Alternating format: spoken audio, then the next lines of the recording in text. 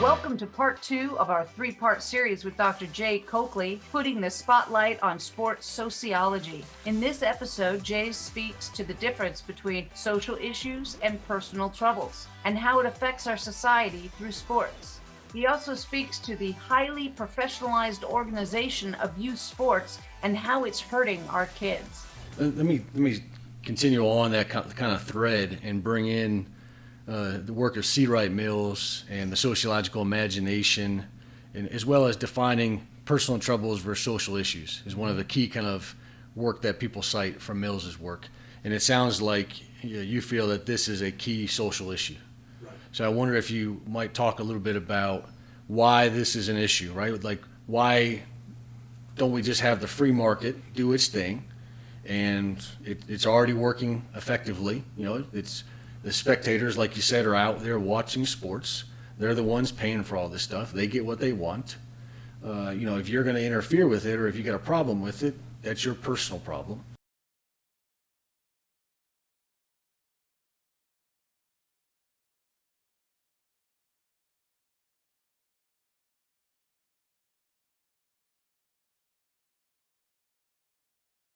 It's not really something that warrants social issue or government regulation or something like that.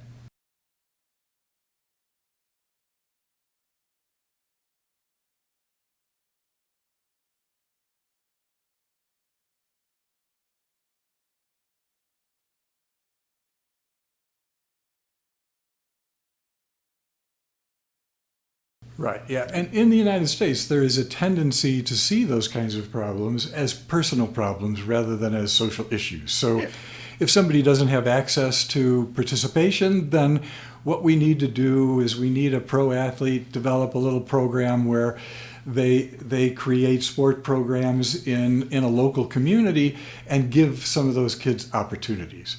But that's just focusing in on personal problems, and that's not bad. That's good, but it's not solving the social issue that we have across this country, where young people from lower income families and living in certain areas of large cities especially, and in rural areas too, where systemically they just don't have access to the same kinds of opportunities as kids in upper middle class areas. And you can see that just when you talk with kids and you watch who's participating in most of these pay-to-play programs. They're people who are driving around $60,000 SUVs. They're people who can take off time from work because they have the kinds of jobs that give them certain kinds of discretionary time.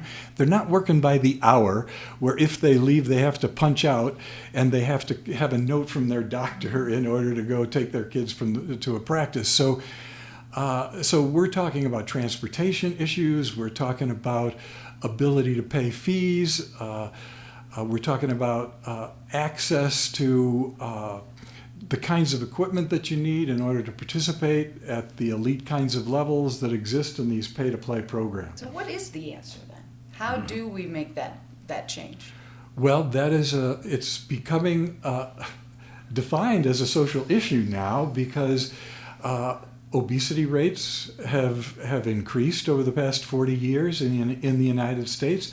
So we have a major health problem related to the inactivity of a proportion of our young people in the society, and that inactivity is more likely to exist among lower income kids than kids from upper income families. So I've worked for a number of years now, 5 or 6 years, with Project Play, which was started by Tom Ferry, who used to be an investigative journalist with ESPN and has done great Emmy Award-winning work over the years. But he now works with the Aspen Institute on their sport and society topic. And he's developed this program, Project Play, which is designed to reinvent youth sports so that kids from every zip code have access to participation in youth sport programs. And And we're trying to change those youth sport programs to give kids more opportunities to play during practices, to engage in informal games, and to develop a love of sport that will take them through not just youth sports, but into sports through the rest of their lives, so that they'll stay healthy. Is anybody doing it? Are there any exemplar communities, states that are doing youth sports the right way? Yeah, that's one of the things that we're investigating with Project Play. Before Project Play will go into a community, what they do is they do an inventory of what's there in terms of participation opportunities for kids. Who has those opportunities? Who doesn't? Where are the parks located? How much does it cost to get into programs? What kinds of public transportation exists so that kids can access various kinds of opportunities?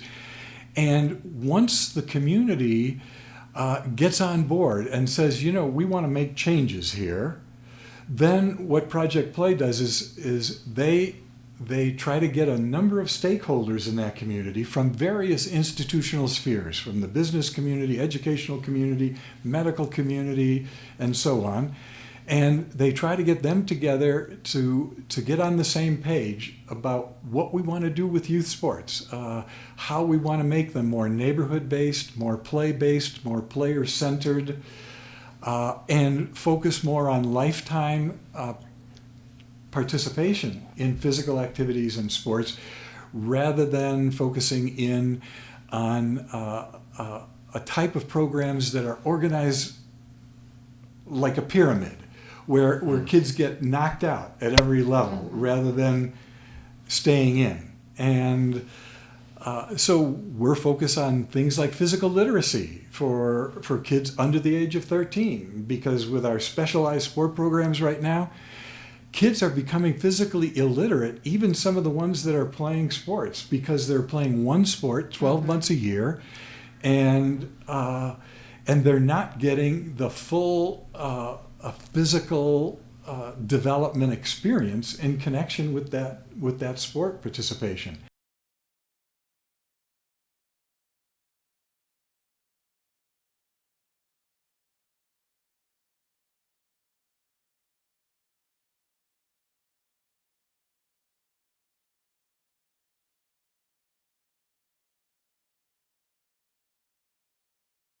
So Project Play is saying we ought to focus on physical literacy in the programs for kids under the age of 13. Now, that doesn't mean they can't compete, that they can't play games, but we're talking about playing small-sided games. We're talking about giving them much more opportunities to control how a practice goes, so that it fits with what they're interested in. And by the way, they're interested in action, personal involvement in that action, controlled challenges so that they're not overwhelmed or underwhelmed by what's going on, and opportunities to play with their friends. So unless you can do that in a youth sport program, you're not going to create the kinds of enjoyment that will keep people participating in physical activities and sports through the rest of their lives. Let me give you an example of something that we went through with my daughter. As I mentioned, she plays soccer. So she loves soccer, but she's very talented. She could play any sport she wanted to, and she loved playing all the sports. But it got to the point where, and it was literally 10, it was probably 8, U8 that she had to do this, but you start, playing AYSO, and she played baseball for a year, and literally if they don't go into a club by U10, they won't look at you at all. Like, they won't even entertain it. And if you're not in a club sport, the schools won't even look at you. So you as a parent, now there's no way a child could say, oh, I want to be, of course they would love to be a professional athlete, what kid doesn't, but there's no way at U8 they can say, I want to specialize in soccer and I want to play in college. But you as a parent have to figure out, do you want that opportunity if she decides to do that, or if she wants to do that? And then they say, if you're on a club team, you can't join an AYSO team because it's a different thing, and the kids hog the ball and no one else gets a chance. But I think parents get in this situation where if you want to have the opportunity to play a college sport, you literally have to get them into a sport at 8 years old. That's insane. Yeah, except a lot of the data show that the kids who are getting the scholarships are oftentimes kids who play in multiple sports because they have developed all-around physical skills and like Patrick Mahomes, the quarterback of the Kansas City Chiefs, is a classic example of that. Played multiple sports, and people marvel at his ability to do certain things. If he had stayed in football from age 6 on and played one position in football, he may not have had the field of vision and the physical literacy in order to spontaneously respond to what he's facing out on the football field now. And coaches know that, college coaches. And I know all the college coaches will say that. Yeah. That they much rather have a kid that goes around. But when we fill out forms for our kids to go to school, or have a coach look at you, or the NCAA has regulations for filling out these forms, and it literally won't allow you to push the button unless you can put what your club is and what her ranking in that club is. So while they all say that, there has to be a way that they can, I understand they need to be able to narrow the field somehow so that they can look at everybody. But I feel like it's this circle where the coaches would like to have that opportunity to say, absolutely, we want you to play a lot of sports, and I think there's no question, I'm sure there's research on it, but there's no question that you're better off playing multiple sports, injury-wise and socially. But I think that the system has them kind of stuck. You're right, and it's frustrating parents. We have this pipeline Yes, program. it is. We have this pipeline program, and people think that unless you get into this pipeline, you're not going to be on the road to being successful later on. Yeah. And what has happened is, this is one of the contradictions that Brian was talking about.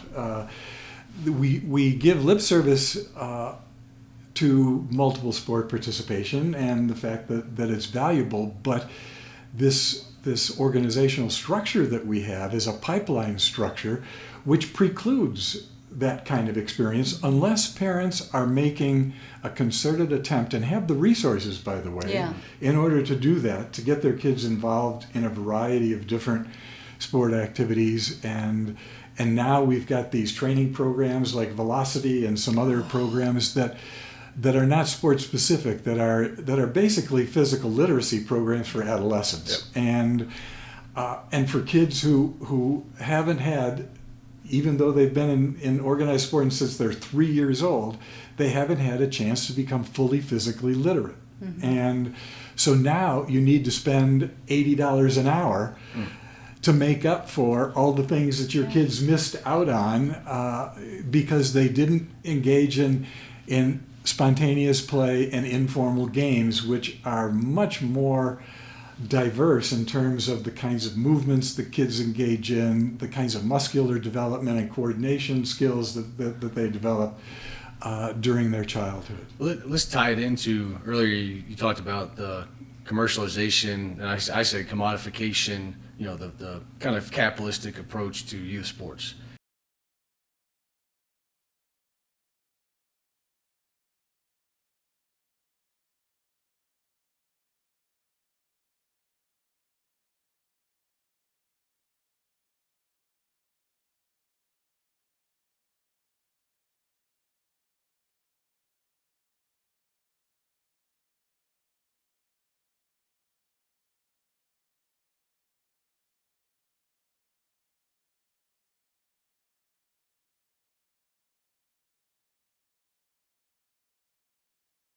Everything's bureaucratic and organized, and there's a payment and there's a fee, and you have a coach maybe that gets paid, or they have private coaches or private clubs. What's the sort of talk, right, that they use to tell everybody, to tell mom and dad, oh, you need to sign up for this because I'm going to help your kid get a scholarship. Trust me, I know what I'm doing, and I'll get them in front of the recruits and the college recruiters. Yeah, I won't give you the long story to that, but back when park and recreation programs started to fade, and there was a vacuum for adult supervised sport programs. And a number of people started to fill that vacuum. Some of them were parents, and generally they were parents from wealthier backgrounds who had the time and the resources in order to do this. They were what I call youth sport entrepreneurs, people who often come out of our sports studies programs and our sport management programs, where they wanted to use youth sport as a context for their careers. Right. So they start a soccer program or a football program or basketball program, whatever, but they need to put food on the table 12 months a year. And so what they did in the 1980s and 90s was came up with this narrative saying that early specialization in one sport is good. That's the way you're supposed to go.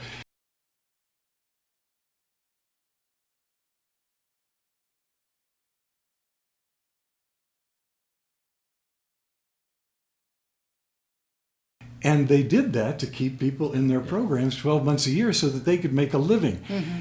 And a lot of parents don't understand that. They know that playing just one sport is not probably the way their kids should go.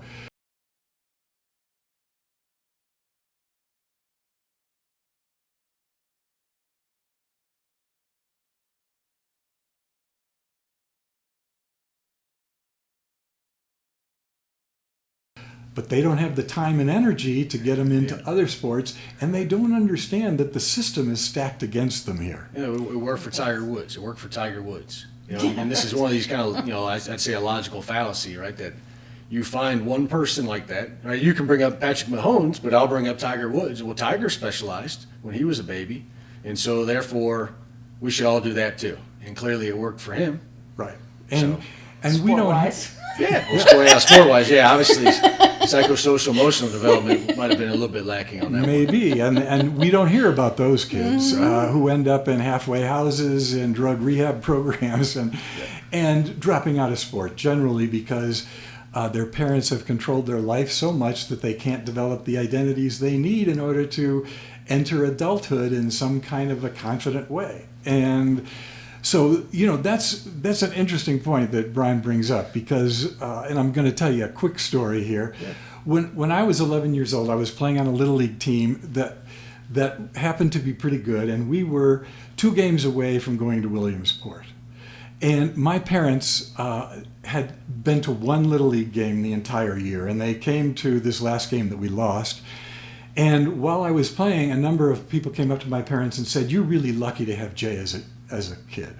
And they said, "Yeah, we think so." And then when my son and daughter were playing doubles tennis and went down to Albuquerque to play in the finals for the regionals to go to Forest Hills as amateurs, they drove our van down there. Nancy and I couldn't go, so they went on their own as a 17 and 16-year-old. And people came up to Nancy and me when they were playing tennis, and they'd say, "You must be really proud of Dennis and Danielle." And we'd say, "Yeah, we're really proud of Dennis and Danielle." Then in 1997, Tiger Woods wins the Masters. And what did people do? They went to Earl Woods and they said, "How did you create a tiger?" So we went in 2 generations from parents being lucky to being proud to being creators. Now, this is tied to a whole set of social and cultural things that are going on in society. Earl Woods made more money selling his book on training a tiger than Tiger Woods did winning the Masters. So when Richard Williams was sitting in the stands and Venus and Serena were winning tournaments, people didn't go to Venus and Serena and say, "Why do you love tennis so much? What got you into it?" They went right to Richard Williams. And they said, "How did you create these 2 prodigies?" Yeah. And Richard Williams was the first person inducted into the USTA Hall of Fame. Oh, really? Yeah. Because he epitomized what USTA thought parents were at that particular time, the creators of prodigies. Yeah. And that has put a lot of pressure on parents. So parents have become agents, they've become advocates, and they feel it's their moral duty to get in the face of any coach or any referee who interferes with their child's progress in this pipeline. It's unbelievable. And so now we have parent problems that are major problems for coaches in our youth sport programs and our high school and college programs now. So, in fact, one of the things as the NBA players are playing in this bubble that we're living in right now in 2020, one of the problems is that parents are having a hard time getting to the games of their professional athlete sons and daughters. And because there's a limit to the number of people who can go into the bubble. And they're going bonkers because they have been the creators of these kids and they want to see how their creations are doing. Yeah. I mean, how did you keep things in perspective? How do you, with all of the, because sociology, I describe it's not exactly like a very uplifting field sometimes. They look at a lot of critical things, right? They look at a lot of problems and inequalities and isms. Your knowledge of sociology of sport, you've got children, grandchildren. How do you kind of check yourself and not become the creator and not push into that direction? Yeah, I guess my case for sociology would be the exact opposite. Because if you know about the social forces that are influencing people, including yourself, if you know how those social forces operate, then you can make some different choices than you would ordinarily make. So as you become aware of all of these things that are influential, it can be freeing because you start to figure out ways that you can avoid that influence and hopefully try to put your children on or into situations where they're going to have opportunities to be creative, to be spontaneous, to develop a love, claim ownership of the activities in which they're involved so that they stay involved in those activities through their lifetimes. And you can start playing with them when they get to I've played with my grandkids, when they were 5 years old, and I still play with them, go skiing with them, play tennis with them, and it's great. We don't compete. We see how many times we can hit the ball across the net until they just really love getting to 100 and skiing down the hill and making it over this mogul or not, and I'm playing right along with them. So, I mean, one of the things you've said a couple of times now, too, is in there you use the word play, not sport. Mm-hmm. Now, and we might go further with like competitive sport is sometimes how we refer to it, to refer to that competition or orientation. Do you want to talk about the difference or that kind of contrasting games, sport, play? Because you can be doing skiing or tennis, like you said, and it can be a game, it can be play, it can be sport, but it's still skiing. Right. I think that's a tricky thing for people to kind of juggle through and analyze. Yeah. I think in situations that are not highly structured and controlled by a coach, for example, athletes have more opportunities to experience what social psychologists call flow.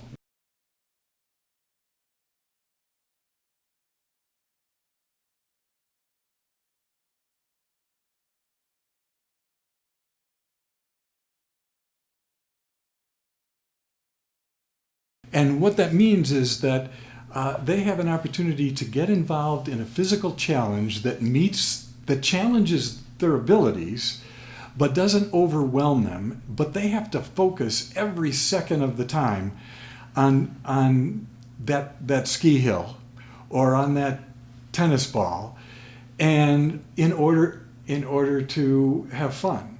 And so we're not talking about just playing around here. We're talking about experiencing on an emotional level a sense of mastery that you have control over. And if you attribute all of your skill development to a coach that has had complete control over your development over the past 5 years, it's hard to experience flow in the same way. And I would make a guess right now that if you went into that bubble and talked to those NBA players, of course they're doing it for their salaries, but they're doing it because they're having fun. And I think that fun trumps external rewards and winning for everybody who stays involved in sports. Now, that's not to say that winning isn't important. It's to say that when it's all said and done, what do you remember? You know, those trophies on the shelf aren't nearly as important as those emotional memories that you have where you just loved what you were doing. Conversation as a parent, right? What, did you win? Did you win? What Yeah, was the score? I tried Did you never score? to do that, but You know, as opposed to, did you have fun? I mean, that was the thing that, that my parents often said to me too, was, did you have fun? Or did you learn anything? And reflect about it more like that rather than, did you win? Or, my dad was funny because when I got older, he started sending my football tapes to small colleges and big ones to try to get me to be a long snapper. He wanted me to get a college. That's a good way to go. Oh my God! I mean, it's not bad. Yeah, it's not a bad way to go. But I mean, I didn't want to do that. You get hit in the head a lot doing that. But do you? Never mind. That's not a good one. They don't call it. You can jump on the center sometimes. You're supposed to protect him. Thanks for joining us. I know you want more, so stay tuned for part 3 of our 3-part series discussing sports sociology with Dr. Jay Coakley. In this final episode, Jay talks to us about specialization, and maybe the answer is multi-club sports. See you next time.